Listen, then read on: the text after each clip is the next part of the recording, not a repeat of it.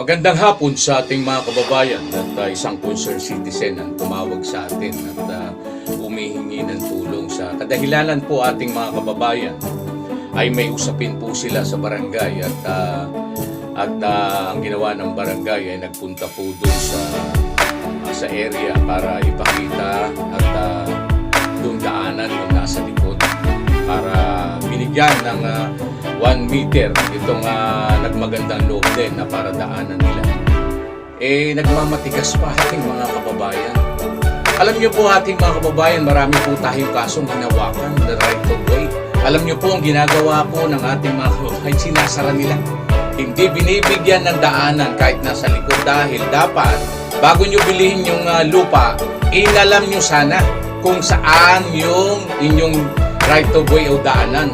Pasalamat nga po kayo ating kababayan, binigyan kayo ng daan na 1 meter. Nagmamatigas pa kayo? Mag-isip-isip kayo kung tama yung nasa isip ninyo. Tingnan nyo mabuti. Kahit dalhin yan sa hukuman, wala po kayong panalo dyan. Alam nyo po, tatanungin kayo sa inyo binili yung lupa.